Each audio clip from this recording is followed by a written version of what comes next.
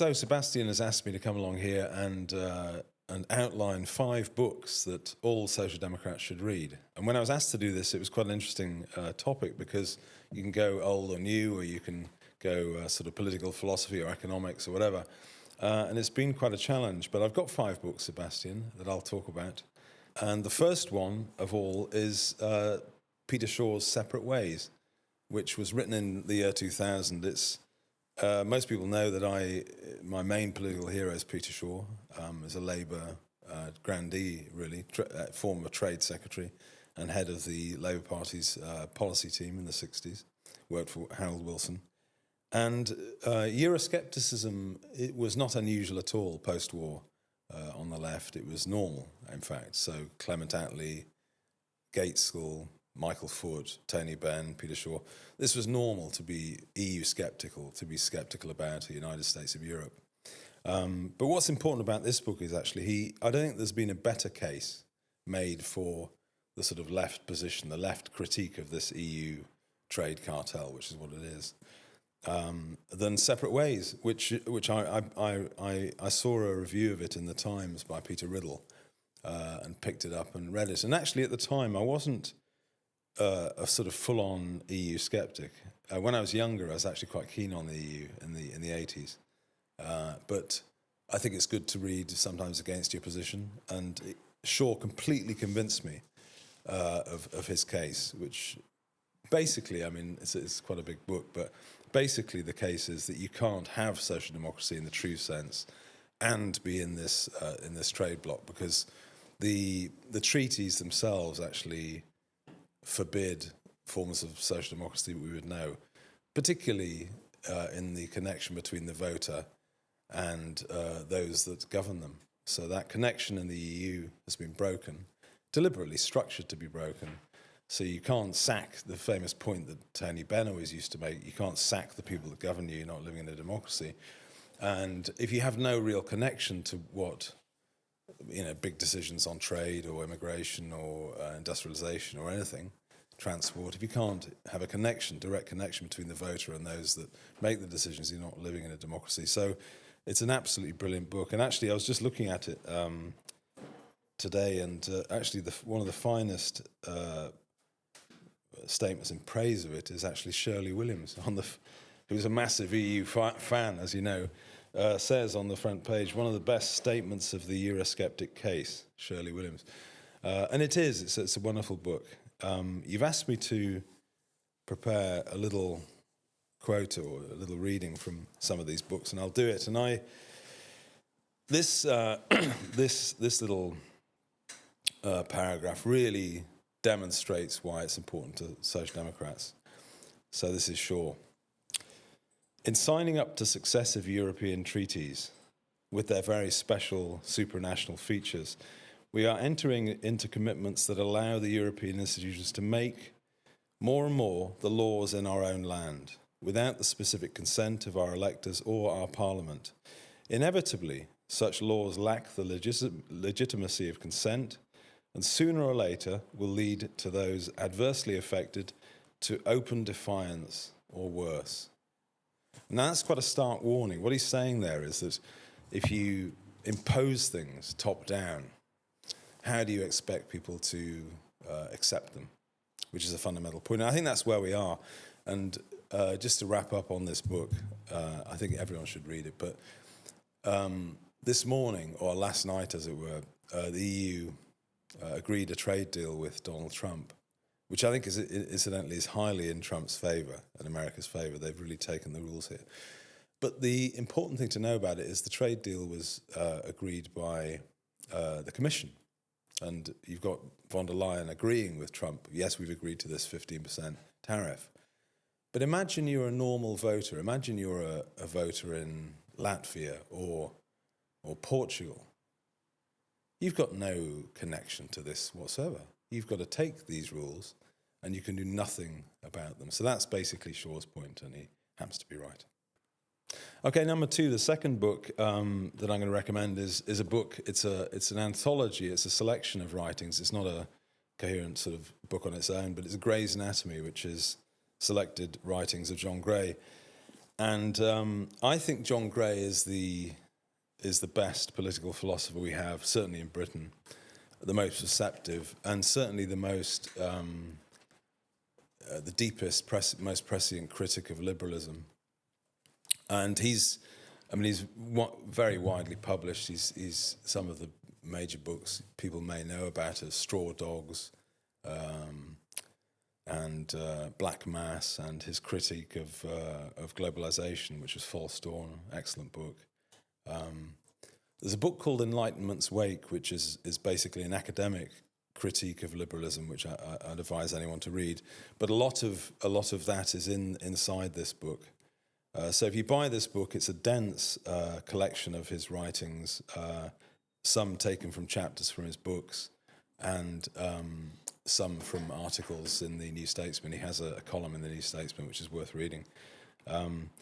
So yeah, I mean, he's just it depends what you want in a philosopher. But if you want a philosopher to be right about a lot of stuff, then John Gray is the man. And so I could have picked any quote from this because it's all brilliant. But the one I've picked is basically a critique of where conservatism has gone wrong. He's a wonderful critic of Thatcher. Although he did advise Thatcher, actually, back in the day, but a wonderful critique of her, and how, in particular, how sort of free trade purism and aggressive market liberalism is not compatible with social conservatism as an idea. So anyway, here we go. Here's the quote. The halcyon England of the 1950s, conjured up by Major's nostalgic rhetoric, insofar as it has any semblance of historical reality, was an artifact of the Labour-led post-war settlement which the Conservatives have destroyed. Even if it were desirable to recreate it, which is more than doubtful, it is now irretrievable. So what he's saying basically is that the whole of Thatcherism wasn't conservative at all, and it was actually quite dangerous from that point of view. And he writes brilliantly on the problems of post-industrial towns. He's actually from South Shields originally, and I think a lot of his thought, the reason he can straddle the camps and really see into value divides and public opinion in Britain and diagnose it properly is partly because of his background in South Shields, I think. So, yeah, John Gray's Gray's Anatomy. But read anything by John Gray and you'll be getting well advised. Okay, yeah, the third book I'd urge anyone to read is a very, very successful book, which is David Goodhart's The Road to Somewhere. And David's been a good friend of the party down the years and has always encouraged us. I think he's a member of the Labour Party when he wrote this book, at least, anyway. But it's a wonderful book about... He didn't invent the sort of theory behind this, but he coined the phrase anywheres and somewheres. So it's the difference between someone that's rooted, attached to their locality and has a sort of duty towards that place and the people in it, and anywheres who are much more, globalist in their outlook and quite free to sort of flip from one place to another, and in particular don't really have a duty to any locality in particular, and possibly not even to a nation. So it's an empirical book, actually. There's a lot of data in it, and there's a lot of great chapters on family and industry and value divides and the culture, particularly the liberal culture that we're dominated by. And I think if you want to understand British politics now, if you want to understand why people vote as they do, why people think as they do, what their outlook is, it's an absolutely indispensable book, and there's some quite good prescriptions to try and deal with the problem. So I picked a little quote, a little paragraph, which I think demonstrates the problem that we have actually politically, which David identifies in the book acutely. And it's towards the start of the book, and I quote, he was basically at a dinner with a load of the great and the good, and he was sitting next to Gus O'Donnell, chatting to him. Now, Gus O'Donnell was cabinet secretary at the time, a very, very senior civil servant, and he said, The first conversation took place at an Oxford College dinner in spring 2011, when I said to my neighbour, Gus O'Donnell, then in his last few months as Cabinet Secretary, the most senior civil servant in the land, that I was writing a book about immigration. He replied, "When I was at the Treasury, I argued for the most open door possible to immigration. I think that's my job, to maximise global welfare, not national welfare." Now, in retrospect, I mean, he said that, but in retrospect, when you really think about what he's saying, it's actually astonishingly shocking. You know, someone that's right at the top of the British government, and the British government, not some global government, the British government ought to be able to look after the interests of British citizens. He doesn't believe that at all. He thinks he's got some sort of broader obligation to mankind. So he's not actually, the whole idea of national citizen preference, his job being to look after voters and fellow citizens, no, not at all. He's thinking about something else. He's trying to achieve other aims. So that's basically the book. It's particularly good because really the bottom line is that the value divides that David identifies in this book are real, and have real consequences. So if the anywhere outlook, or a sort of extreme hyper-liberal anywhere outlook, has got a foothold, and you're governed by a political and elite class across all the institutions, academic and political, and even in industry, if the people that govern you have this anywhere attitude, it will impact on your well-being. So very, very good book, Road to Somewhere. He wasn't original. I think actually David acknowledged to me that some of the basic ideas were actually from other writers like Scruton. Actually, Scruton's England analogy has some very, very similar observations, and predated this book, about rootedness, about people being within their local communities. But excellent book, and I thoroughly recommend it. Number 4, the fourth book I'd like to recommend is a newer book by an academic called Gareth Jones, called The Culture Transplant. And the subtext to this book is how migrants make the economies they move to a lot like the ones they left. And it's based on a simple idea that actually seems pretty logical, but that culture is sticky, basically. If you move a population of people from one place to another, they don't suddenly take on all the attributes, attitudes, dispositions of the new place. They hold on to their own culture, and because that's true, they affect the society they move into. Gareth Jones is actually, Culture Transplant is part of a trilogy, which he calls the Singapore trilogy. So actually the case studies he's looking at are Southeast Asian. So he's looking at Chinese diasporas in Southeast Asia, and he looks at Singapore as a state particularly. But this book is about the Chinese diaspora basically in Asia. And what he observes from the data is that Chinese people in Malaysia, Singapore, Indonesia, Hong Kong for that matter, because it wasn't until recently mainland China rule, to have the same savings rates, same attitudes towards education, and a lot of other major things in every single place they are. And he said that's interesting, and it persists. It doesn't go. If Chinese people go to the United States, the savings rate among the Chinese population there maintains the same sort of level. So that's the basic idea behind the book. He is an American. I was lucky enough to get him over to London to interview him. He actually came over to be interviewed. I was quite chuffed. And obviously some American data gets into it.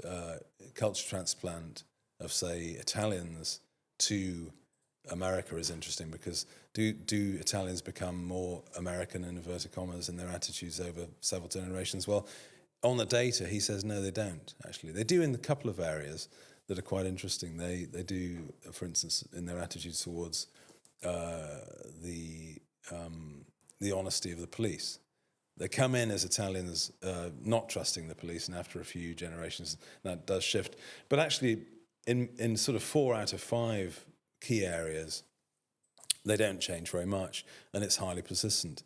And I think to the sort of ultra-liberal person that says, well, Britain, say, can take in lots of migration and then everyone just sort of becomes British, whatever that is. Gareth Jones is challenging that idea and is saying, actually, it doesn't happen. And actually, I would add to that, I'm not even sure if it's reasonable to ask it to happen. Because I think someone's saying, well, you come here, but at the moment you arrive here, you've got to shed your religious beliefs and your cultural attitudes overnight. That's probably not even reasonable. Certainly it's not on the data going to happen. So I think anyone interested in integration and mass migration in the West should read this book, Culture Transplant. It's probably the most important book on that topic, I would say, I have ever read. So, excellent book. Yeah, the last one, the fifth one, is a book by John Mills, who's an economist who's worked with the Labour Party for many, many years, but who, I think, on the question of industry and the importance of reindustrialisation and economics in general is just very, very good. He's been good for a long, long time. And the book is called The Elephant in the Room, Why Living Standards in the UK May Be Lower in 2030 than they were in 2019 or even 2007. And what can we do to stop this happening? I mean, clearly that has happened. I mean, the living standards productivity has just slumped absolutely appallingly in this country. And Mills pins the blame partly on deindustrialisation. He constantly makes the point that an over-reliance on services in the economy is dangerous, makes it very, very unbalanced. And for anyone in the Midlands or the North, you can see the fruits of deindustrialisation in large portions of the public, not in employment, health problems and so on. So he's great on that. He has a particular take on the level of the currency. He's very, very keen, Mills. He was very, very keen on making the point that the pound had to be competitive. He makes the point in the book throughout that he thinks it's about 20% overvalued, and if you have a cheaper pound, it would be better because obviously it would suppress imports, and it would make exports more competitive. So he makes that point again and again and again. The little tiny little quote is just a sentence that I'm picking out of this book about trade policy, which I make constantly, but which very few politicians talk about or seem to understand. And he's talking about the effect of trade deficits. If you constantly have trade deficits, your net international investment position will just deteriorate. You basically become poorer every single time. The trade deficits have to be paid for. He says, as an accounting identity, another recurrent theme, all current account deficits have in aggregate to be matched by exactly equal and opposite capital movements. So that's the point, basically. And there's lots of wonderful data in the book about net assets and how poor we've got as a result of running these crazy trade deficits. So if you want a book that sets out the need for industrialization, I can't think of a better one. Wonderful.